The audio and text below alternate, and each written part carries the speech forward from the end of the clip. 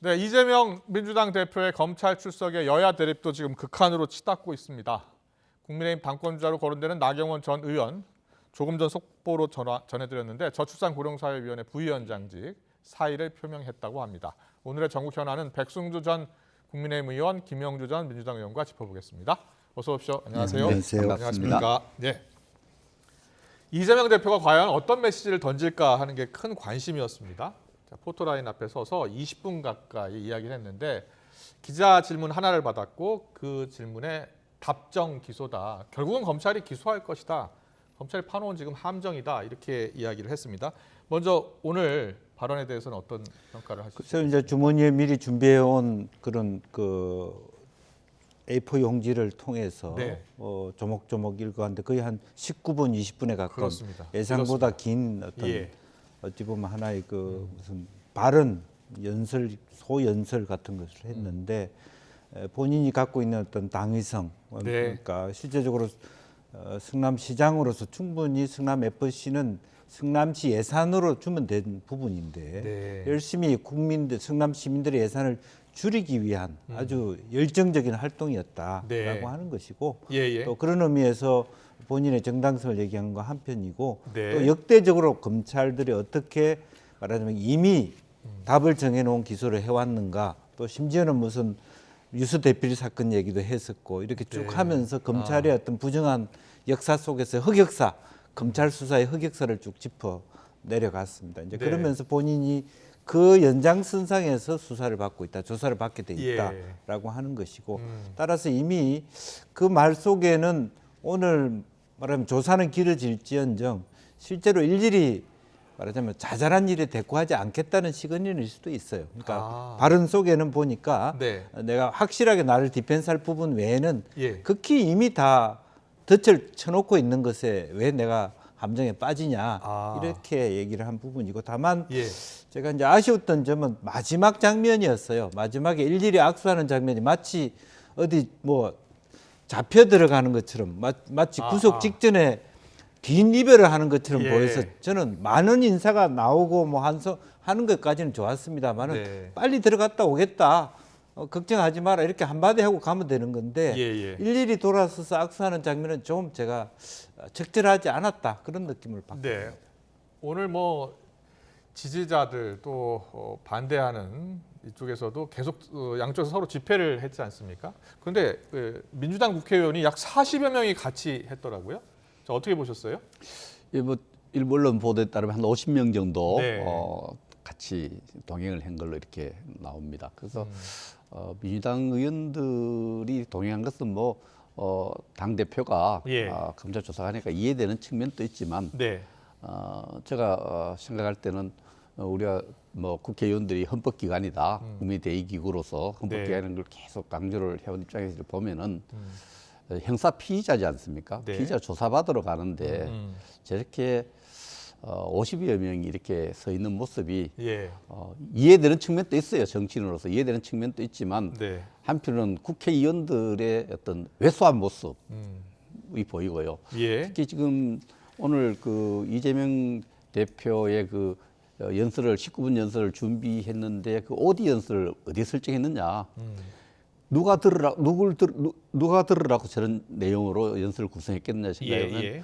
첫째가 민주당의 어떤 정치인, 정치 지망하시는 분 이분들에 대해서 내가 다음 어려움에 처했지만 다음 총선은 내가 책임지고 치르겠다는 이런 메시지가 하나 있는 것 같고요. 예. 또 그 지지하는 분들에 대해서는 기죽지 마라.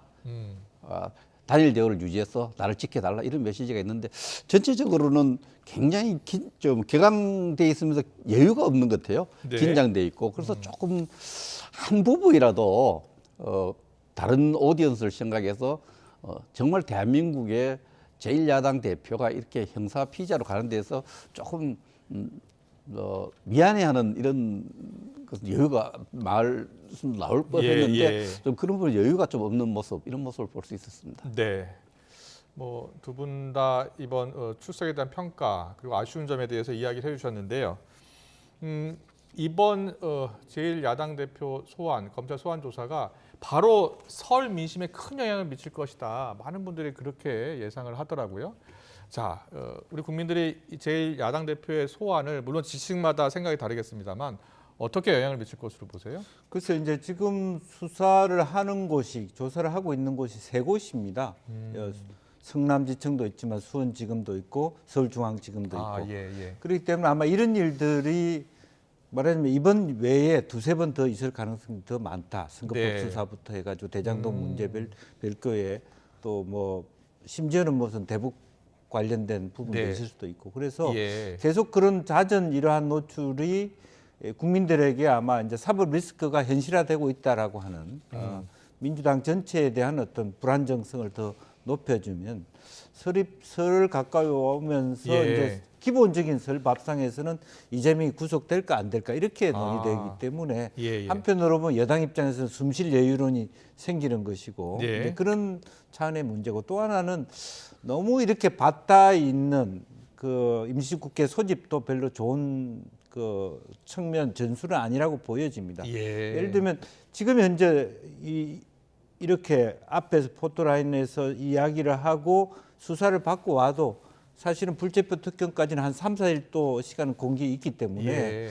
다음 주 정도 혹은 설 이후에 말해 임시국회를 열어서 물론 현재 뭐 북한의 무인기도 그렇고 현안 질의가 많다고 하지만은 예. 사실은 여당의 말하자면 예산 문제라는 걸 도와주는 그런 일을 하면서도 방탄국회를 열었다는 오명을 갖는 그를 왜 굳이 민주당 스스로가 바로 8일날 끝나는 국회를 9일날 연장하려 하는가? 예. 저는 그렇게까지 갈 필요 없고 당당하다면 이재명 대표의 말처럼 당당하다면 설 민심 이후에 따져보겠다. 예. 또 국조 특위를 정확하게 잘 하겠다 이런 것으로 좀 말하자면 국면 전환을 가져가야 되는데 이렇게 의원들이 다 나와버리고 지도부가 출동해 버리면 예. 결과적으로 이재명 대표가 만약 구속되면 이 지도부는 폭망하는 거예요. 예. 그런 의미에서 저는 굉장히 우려를 갖지 않을 수가 없습니다. 네. 지금 더불어민주당은 지금 야당 탄압이다. 야당 탄압이고 이게 뭐 독일 나치와 조선 총독부가 국민들을 겁박할 때 내세운 것도 법치 아니었느냐라면서 박홍근 원내대표가 아주 강하게 비판을 하더라고요. 근데 팩트 부분에 있어서 네. 헌정사상 처음으로 제1야당 대표가 소환됐다 이렇게 얘기하는데요. 네. 20대 국회에서 2019년 10월 달에 한교안 대표가 그때 그 기소되어서 검찰에 가서 조사 받은 적이 있습니다. 2019년 10월 1일쯤 되는데 2019년 예. 12월에요? 10월 1일쯤 되죠. 예. 패스트트랙 관련해서 민주당이라든지 야당이 그 당시에 고발 받아서 뭐 형태는 자진 출석 형태로 그때는 왔지만 피의자 신분이었습니까? 피자로 갔죠. 그래서 조사 받은 적이 있고 그러나 지금 피고발인 신분이었겠죠. 예. 제1야당 대표 예. 신분으로 갔었습니다. 제1야당 신분으로 검찰에 가서 조사를 받았습니다. 네. 또 나경원 대표 고발 당했고 그 당시에 한 20여 명이 이제 그 당시에 야당 의원들이 고발돼서 조사를 받은 적이 있는데요. 이런 부분을 야당 탄압의 논리로 팬다면은 그러면 20대 국회에서 검찰이 국회의원들 소환하고 조사하고 이한 거 전부 야당 탄압이 돼요. 네. 이 부분을 민주당이 너무 목소리를 높여서 야당 탄압이다, 표적 수사다. 물론 저는 이 야당 대표에 대한 이런 또 일에 대해서 이렇게 뭐 정치 공세를 펴는 부분에 대해서 뭐 정치를 할 수 있지만 그러나 그 팩트 부분이라든지 또 지난 몇 년 전에 민주당 지도부가 했던 이런 부분을 보면 내로남불이라는 이런 비판을 감당해야 된다 이렇게 생각하고 내로남불 측면이 있습니다. 예. 알겠습니다. 이재명 대표가 지금 조사를 받고 있겠죠. 10시 반에 이제 출석을 했으니까요. 근데 이제 보면 이번 성남 FC 후원금 의혹 관련해서는 160억 정도를 성남시장 재직 시절에 네이버 그리고 두산건설 등 이제 그 사기업들이 후원을 한 겁니다. 그리고 이제 인허가, 토지 용도 변경 등 이제 편의를 제공받았다는 게 이제 검찰의 주장이고요. 그런데 이재명 대표는 이거 성남 FC 후원금 지역 스포츠 부흥을 위해서 노력한 측면이다. 이게 공익을 위한 것이다라고 주장하는 것이에요. 그래서 이게 쟁점이 부정한 청탁이 있었느냐, 또 대가성이 있었느냐, 그리고 이재명 대표가 이것을 다 알고 있었느냐, 이 세 가지가 쟁점이 될 것 같은데 치열한 법리 공방이 불가피할 것으로 그렇습니다. 보시죠. 예. 사실은 뭐 병원 부지를 이동하는 것도 마치 이제 성남 FC를 위한 것이라고 보여지는데 그렇지 않고 예. 실제로 19년 동안 20년 동안 땅이 개발되지 않고 묶여 있는 부분 병원이 네. 이미 서울대병원도 들어왔기 때문에 안 되는 걸 불가피하게 할 수밖에 없는 걸 알고 기업이 찾아와서 용도 변경해 달라는 것을 재판부가 어떻게 볼 그렇죠. 것이냐. 두산건설, 예. 두산 기업이 부지를 갖고 있었는데 네. 그게 병원 부지였잖아요. 예, 예. 그게 이제 용도 변경이 되면서 이제 건물을 지어 올린 거죠. 네. 예. 그래서 병원 부지가 종병한 토질 형질 변경이 될 수밖에 없고 그런 불가피하게 수익이 날 수밖에 없다는 걸 시도 알고 두산건설도 아는 차원에서 그 네. 수익을 어떻게 가질 시에 주면 좋겠느냐 했을 때 예. 그렇게 가이드하는 것이 과연 뇌물죄에 해당되면 아. 사실은 지역 개발하는 지방자치단체장 입장에서는 예. 어떻게 해야 되느냐 하는 문제 제기가 있을 수 있어요. 예. 그러니까 네이버라든지 뭐 두산이라 큰 대기업을 성남시에 유치하고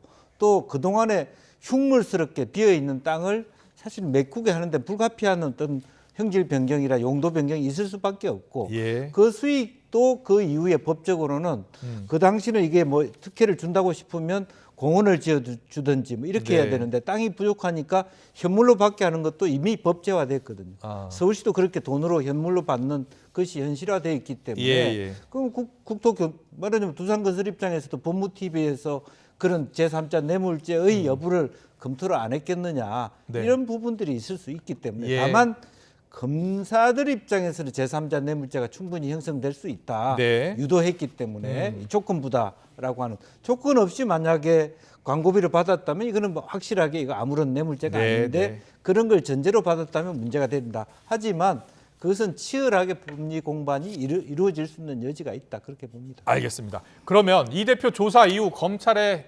향후 어떤 개인 조치를 취할지 그 가능성을 한번 짚어보겠습니다. 검찰이 이 대표 조사 후에 바로 불구속 상태로 재판을 넘길 가능성도 지금 있다고 하고요.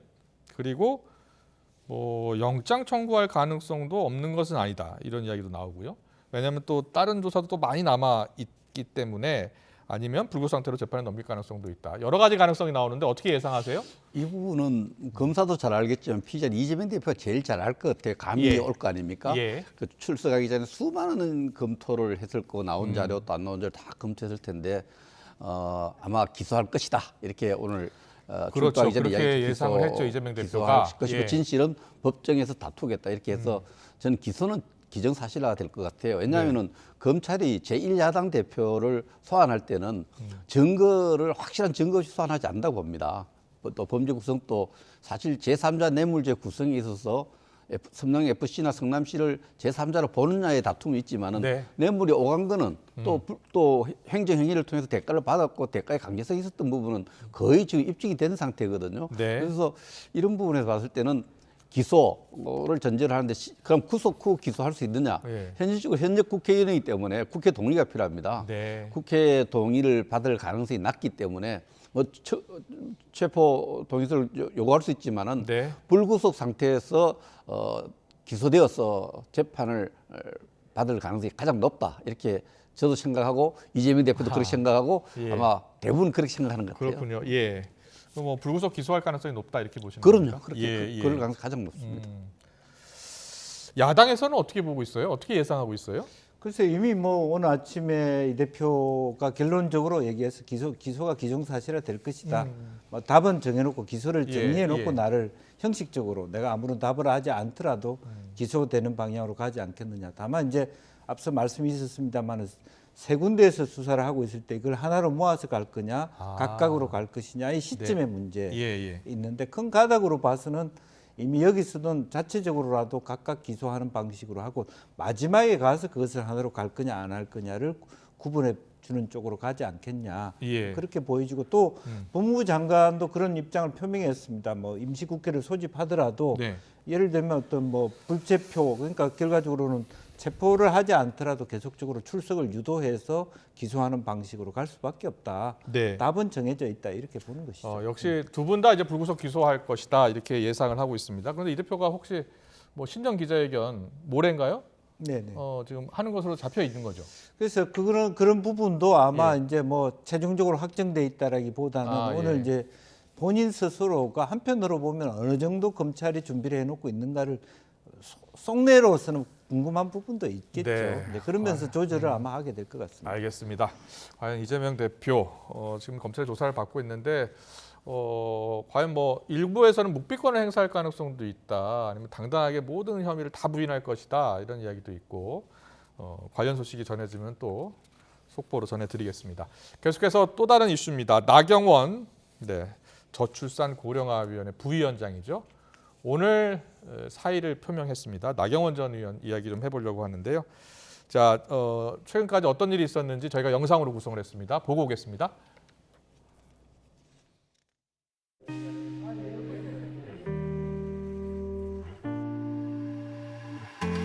정책, 일종의 원금 부분에 대해서도 일정 부분 탕감할 수 있는 부분은 없나 이런 것을 들여다보고 있습니다. 현재하는 정책 방향은 본인의 개인 의견일 뿐 정부의 정책과는 무관하고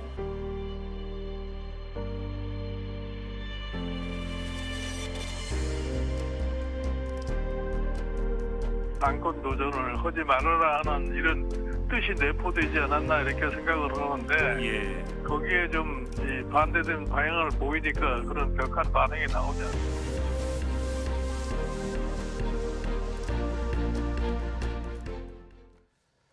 네, 나경원 전 의원 지금 생각이 굉장히 많을 것 같습니다. 일단 각종 여론조사에서 보면요. 여론조사에서 보면 이제 국민의힘 지지층 가운데는 계속 1위를 달리고 있잖아요. 일단 부위원장직은 내려놓겠다라고 한 겁니다. 가장 큰 관심은 과연 전대에 출마할 것이냐 여부인데요. 어떻게 예상하십니까? 제가 볼 때는 이제 요 며칠 사이에 진행된 상황으로 봐서는 더 이상 저출산 고령화 대책위원장을 하기는 힘들죠. 네. 일단 정책의 철학에 또 혼선이 만들어졌고 또 주변에서 해촉 사퇴 여부가 계속 있는 상황에서 그 일을 계속 수행할 수 없는 입장이기 때문에 오늘 사의를 표한 것 같고요. 예. 이 사의를 표하고 나서 정치인 나경원이 가야 될 길은 정치를 계속 하느냐 안 하느냐의 본질적인 문제하고 연결될 거예요. 그런 측면에서 보면은 오늘의 어떤 사의 표명이 출마 쪽으로 가는 어떤 디딤돌이 될 가능성이 저는 좀 있지 않겠나 이렇게 봅니다. 그러나 제일 중요한 것은 출마할 것이냐, 전대 출마할 것이냐 아닐 것이냐는 지금부터 한 3, 4일, 5일 정도의 여론 추이입니다. 이 여론 당에 이제 여러 여론조사 기관에서 여론조사를 해서 이게 그 청와대 지지를 떠난 나경원 혼자서 홀로 서기로서 지지율이 계속 유지되면은 정치인이 유지되면 출마를 고려할 테고 지지율이 많이 좀 급격하게 빠진다면은 정치적 미래를 위해서도 지금은 다른 방향으로 윤석열 정부를 돕는 것이 좋다고 생각할 수 있지 않겠어요? 그래서 제일 중요한 것은 지금부터 한 주말까지 설까지 민심 추이 등록어 막히면까지 민심의 어떤 당심 추이가 어떻게 춤을 추느냐 그 춤을 추느냐에 따라서 방향성에 따라서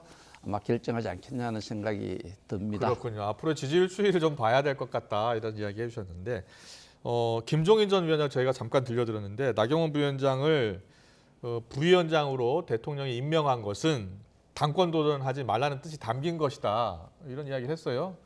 동의하십니까? 뭐 그럴 수 있죠. 근데 이왕이면 그런 그 논의를 부위원장으로 위촉할 때 대통령께서 좀 편안한 식사 자리를 가지면서 어떻게 다음 전당대회 때 어떤 생각을 가지십니까? 만약 이제 뭐 이것을 열심히 하기 위해서 기후 대선을 하기 위해서는 또 당하고 좀 손절할 수 있습니까? 당분간 당을 미래를 위해서 떠나올 수 이런 질문을 사전에 좀 해서 이 의중이 곡해되지 않도록 좀 부드럽게 갔을 필요가 있는데 말하자면 이것도 열심히 하고 당도 기회가 되면 할 수 있겠다는 그 나경원 의원의 오판을 사전에 좀 막았어야 되지 않느냐라는 생각이 좀 아쉽고요. 그리고 정말 중요한 일을 맡겼고 또 한편으로 보면 나경원 의원이 이런 어떤 뭐 한 그릇씩 모델을 얘기한 것은 나름대로 열심히 그 직위에 충실하고 정말 우리 사회에서 저는 나경원 의원의 의견을 좀 더 높이 사고 싶어요. 출산 장려책으로 부채 탕감하는 방안. 그런 지금 오히려 포퓰리즘 정책이라도 해야 되지 않느냐 하는 간절함이 그 안에 있는 거거든요. 근데 이걸 뭐 우리 정책 기조와 안 맞는다 이렇게 얘기한다면 네. 과연 우리 윤 대통령이 언제부터 국민의힘의 당원이었습니까? 예. 그동안에 몇 선을 했고 내가 갖고 있는 생각조차도 기조가 다르다라고 자른다라고 하는 것은 너무 지나치다. 네. 함께 가야 된다. 이런 부분에 대한 감정입니다. 이 그렇군요. 감정이 어떤 쪽으로 가느냐가 앞으로 국민의힘의 어떤 당권 도전에 영향력이 미치게 될 겁니다. 예, 지금 화면이 바로 지난 5일 있었던 네. 기자 간담회 내용이었습니다. 저출산 지금 심각한 문제이기 때문에 장려책으로 신혼부부에게 돈을 빌려주고 아이를 출산할 경우 부채를 좀 탕감하는 방안, 헝가리식 모델이 있다라는 이야기를 했는데 이 계획에 대해서 대통령실이 강하게 반발을 한 겁니다. 왜 조율도 안 된 이야기를 하느냐라는 거예요. 그런데 그 부분은 불쑥 던진 얘기는 아니고요. 한 2달여 전에 전직 의원들하고 나경원 대표하고 이 부분에 대해서 토의를 한번 한 적이 있어요. 그랬습니까? 그때도 예. 이제 계리 신념으로서 헝가리가 돈을 목돈 한꺼번에 주니까 예. 출산율이 20% 이상 증가됐더라 이런 얘기를 한 적이 있어요. 또 네. 그런 데서 고민을 하다 보니 이번에 이제 4천만 원, 5천만 원 결혼하면 주고 예. 그 부분을 첫째, 둘째 낳을 때 가면 원금까지 좀 줄여주자는데 이것이 어떻게 보면은 그 우리가 레고 사태가 있었지 않습니까 강원도에 예, 예. 그처럼 잘못하면 정부가 돈을 주고 그 돈을 원금을 안 받겠다 이자가 아니고 이렇게 예. 했을 때는 금융이라든지 경제에 큰 혼란인가 인식 혼선을 줄 수 있는 이런 부분을 이렇게 지적했던 이런 부분들 저는 처음에 대통령실에서 얘기할 때 이걸 정치적으로 연관하지 않고 네. 이런 부분에서 혼란을 막기 위해서 강원도 레고 사건 같은 이런 혼란을 막기 위한 이러한 어떤 지적으로 이렇게 생각했는데 예. 김종인 위원장이나 많은 분들이 결과적으로 그렇게 해석을 하지 않고 있는 것이 오늘의 정치 현실입니다. 그런데요, 윤석열 대통령의 만약에 뜻이 담겼다면 사실상 당무에 개입하는 거 아닙니까? 아니 윤석열 대통령 는 연초에 어느 일간지와 기자회견에서 당에 대해서 윤신 자꾸 이야기하는 것은 적절하지 않고 네. 저도 생각할 때 윤심을 앞세워서 하기보다는 네. 이제 비전을 내놔야죠. 당을 어떻게 발전시키고 또 다음 이렇게 총선 어떻게 치르고 이런 부분에 대해서 이제 지금 초기니까 네. 이 전대에서 승리하기 위해서 윤심을 얘기하는데 이거 바람직하지는 않아요. 네. 이게 이제 점차 우리가 비전 또 국가를 어떻게 경영하겠다 이런 비전 대결로 곧 진행 안 되겠습니까? 초기에는 네. 이제 기선잡기에서 이렇게 현실이 정신이 또 현실이니까 예. 윤 대통령 마음을 잡는 게 유리하고 외국도 마찬가지 그러나 예. 장기적으로 비전 대결로 가야 된다. 알겠습니다. 이준석 전 대표가 또 페이스북에 글을 올렸는데 이준석 전 대표가 이렇게 얘기했답니다. 골대를 들어 옮기는 것으로 안 되니 이제 자기 팀이 아니라고 생각하는 선수들을 두들겨 패기 시작했다. 사실 애초에 축구가 아니었다. 이런 표현을 했습니다. 이게 이제 유승민 전 의원 이야기도 되고요. 또 나경원 전 의원 이야기도 되는 것 같아요. 뭐 그런데 아마 나경원 의원이 이준석 대표나 유승민 의원과 손잡지는 않을 겁니다. 예. 말하자면 이미 이것은 국민의힘의 장에서 완전히 거의 밖에 축출돼 있는 그룹으로 보여지고 있어서 그런 것보다는 본인의 어떤 만약에 출마를 가닥한다면 대통령과 뜻을 큰 틀에서 같이 가면서도 네. 충분히 중립적으로 예. 다른 어떤 의견을 부분적으로 이렇게 가져가는 사람이 대표가 되는 것이 당을 위해서 좋다. 너무 일색일문이로 친윤민의 한 팀이 했을 때 다음 총선에서 만에 하나 윤 대통령의 지지율이 굉장히 낮아졌을 때 이 대표가 힘을 받을 수 없다. 네. 이런 논리들도 있었기 때문에 예. 이것이 역으로는 자기한테 이롭게 활용될 수도 있겠다는 생각이 듭니다. 알겠습니다. 하나만 더 여쭤볼게요. 김기현 의원 개소식에 앞서서 이제 윤 대통령 대선 퍼포먼스 어저께 화면 잠깐 보셨죠? 네, 예.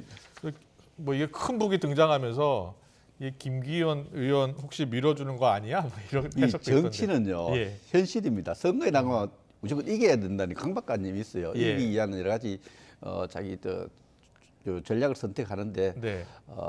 김기현 대표도 출마 선언도 그랬죠. 화면입니까? 대통령과 소통하는 네. 그런 후보가 그런 대표가 되겠다 이런 측면에서 우리 대통령을 윤석열 대통령과의 관계를 좀 강조하는 그런 퍼포먼스로 이해하면 될 것 같습니다. 네, 지금 뭐 화면이 준비가 안 된 것 같은데, 예.